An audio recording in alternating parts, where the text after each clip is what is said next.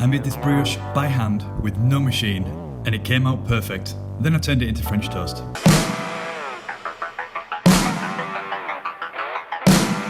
So hi there guys, and welcome back to the channel. Today I'm going to be showing you how to make the perfect brioche, and then we're going to turn it into a French toast using a miso caramel. First, into a bowl, deposit 500 grams of flour with 60 grams of sugar, then 10 grams of dry active yeast, or double it if you're using fresh yeast, a good pinch of salt, and give them dry ingredients a little mix. Make sure to spray flour on yourself, that is part of it. Then pour in 100 milliliters of warm milk. Give that a little mix before adding in 3 whole eggs.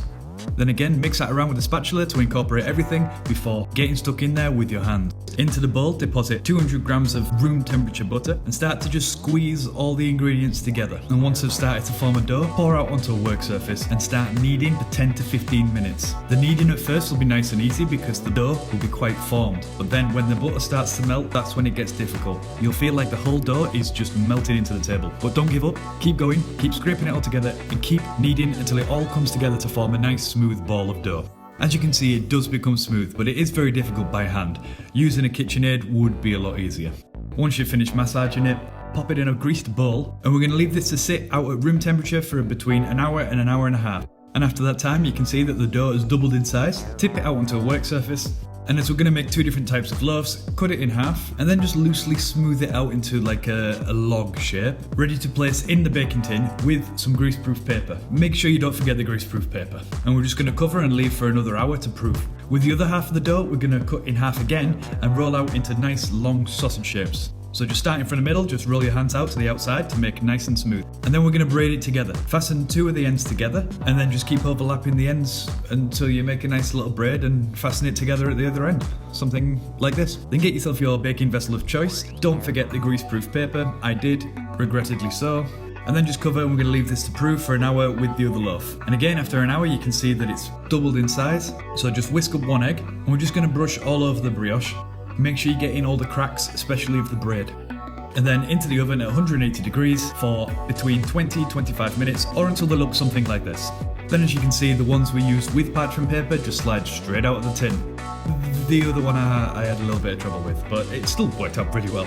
So then we're just going to leave these to cool for at least half an hour. You don't want to be cutting into hot fresh bread or you'll lose the texture. Going to pull this one apart and you can see the stringy buttery layers within the brioche that's like classic brioche.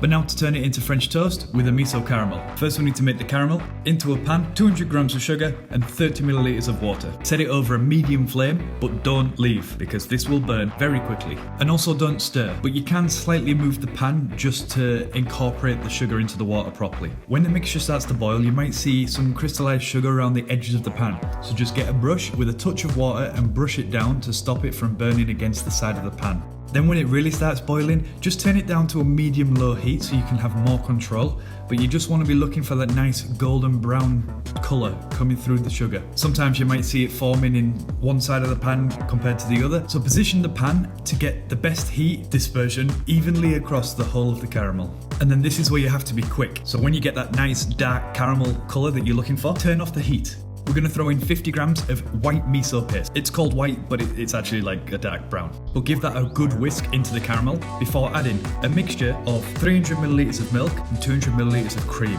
You're going to see the caramel get very angry with the milky creamy mixture, but give it time, it'll calm down. And you'll end up with a nice, smooth, creamy caramel that we're going to leave to nearly cool down all the way. And then once the mixture's at room temperature, we're going to crack in 1 egg and give that a little mix. And then slice off 2 nice sized pieces of brioche. And we're going to soak the brioche in the caramel mixture for about half an hour. So make sure you have a tub big enough and pour it all over the top. Make sure every single bit of brioche is soaking. So while the brioche is taking a bath, we're going to make a nice little fruit mixture just to go on top. So in a bowl, add in your desired amount of fresh fruit. And then just ignore the fact that my brown sugar came in a carton, which is very strange. But you want to add about 30 grams of brown sugar, a squeeze of lemon juice, and just give that a good mix around. This is going to macerate the fruit, bringing out all them beautiful rich juices and intensify the flavour of the raspberries. So just before we cook, we're going to give it one last flip just to try and soak up as much of that liquid as possible. Then into a pan, throw in over butter. Then once you reach a medium-high heat and the butter's all nice and melted, gently place in your French toast. So keeping a close eye as to not burn the French toast, we're going to be cooking it on each side for about 1.5 to 2 minutes. But before flipping, we're just going to sprinkle the other side with a touch of sugar. This will help caramelize a little bit more when we flip it. And then gently, as to not break it, we're going to flip it over and cook it on the other side. As you can see, the crust is nice and crispy and colourful.